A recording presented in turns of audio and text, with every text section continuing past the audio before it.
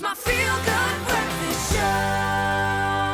Welcome back to your Feel Good Breakfast Show. You are just in time as JP Sebastian joins us all dressed up in his suit and tie as we look at the winners from the Golden Globes last night. Now, why is that such an event? Like, am I usually a schlub? You're not a schlub, but you don't rock up in a suit and tie. I don't know if schlub's even the right word. Are Yiddish speakers out there? You look Anyone? dashing today. Thank you. Is that Yiddish too?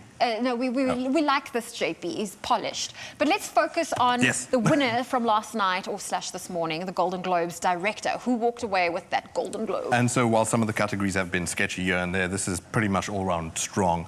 And Emerald Fennell is a beautiful name. I hope that it becomes a household name. She seems like she's doing something very interesting here with a promising young woman, especially as regards being a female director in this kind of field.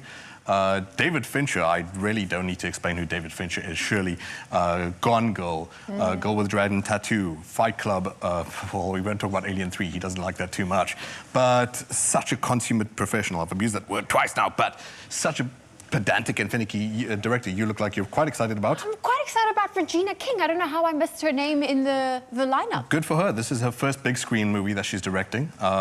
She's done some TV movies before, but for someone who's usually doing acting, obviously, quite impressive to take that pretty bold leap and on such strong characters as Muhammad Ali, Malcolm X, and I think it's Dr. Martin Luther King. So yeah, let's see if it works out for her. Aaron Sorkin, a lot of people are quite in love with, obviously because of The West Wing. He was the writer of that. Also worked with David Fincher on The Social Network. So now he's withdrawn from writing. He won Best Screenplay actually at the Golden Globes last night.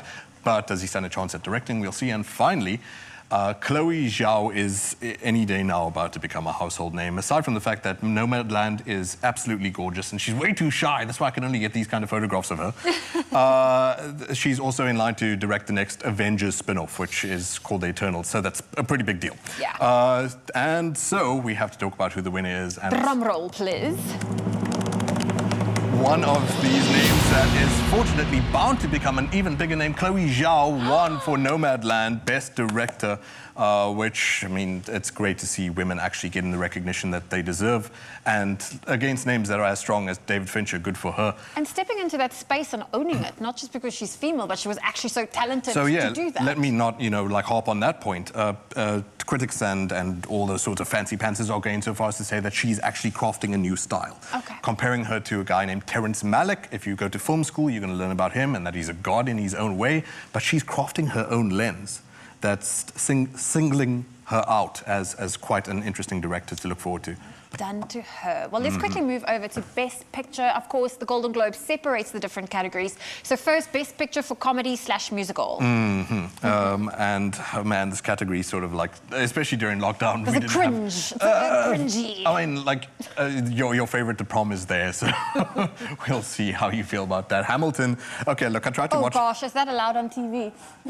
What did I put on the screen? Whoopsie.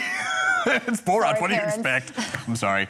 Borat's subsequent movie film is like previous one won a Golden Globe. Does this stand a chance as a sequel to like a weird satire? We'll find out soon enough. Hamilton, like I was just saying, I tried to watch first 6 seconds and I was in tears laughing. How can anyone seriously go in for Hamilton? It's seriously, people who are ready to drop like 5,000 Rand on a ticket for some of the corniest, like. Anyway, like YouTube level rapping. Anyway, music on the other hand, speaking of tone deaf, which the Golden Globes usually are, this is a movie that Sia has annoyed a lot of people in the autistic community with.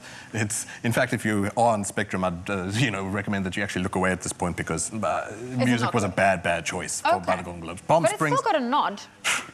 That's, again, these are 87 judges. The Oscars is like 8,000, so it's a very narrow group. Anyway, Palm Springs, moving on. Andy Samberg is back in the saddle from Hot Rod, I think was the last thing that he did. And this is sort of like similar to a vibe like Groundhog Day, Eternal Return, and trying to find romance in between. Palm Springs is apparently quite clever, and well, do we really have to talk about The Prom? We don't have to talk about The Prom, but I feel like time? Meryl Streep, I still wondered why she said yes to doing this movie, but of course James Corden in there. She's obviously been bitten by the bug since Mamma Mia, and clearly wants to do more and more of these. James Corden, some people like him. Who doesn't? I'm more interested in knowing who walked away with the Golden Globe for Best Picture in a comedy / musical category. We have been living in a pandemic year, so the choices were slim, and you get a Borat again. Why, planet Earth? How does it? Best Picture. Good morning, in all his glory.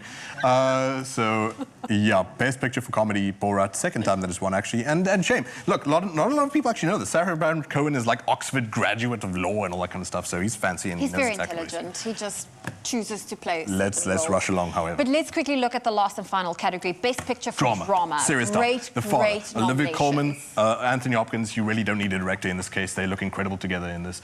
Moving on is Mank with David Fincher, of course, the director, Gary Oldman. Such a powerhouse cast and just so meticulously made. Nomadland, as we spoke about with Chloe Xiao, is forming its own style. I can't wait to see this. It looks moving as all heck. Promising Young Woman is certainly a fascinating director to watch out for, and Carey Mulligan is creepy. So please go and see that if you can. And then finally, The Trial of the Chicago 7, which is Aaron Sorkin in his directing boots for a change. But we have to get straight on to the winner. Let's get that drum roll in. And the winner for Best Drama. How did she not Picture. take it for Frances McDormand Award? Nomadland, Chloe Zhao takes it for director and for Best Picture.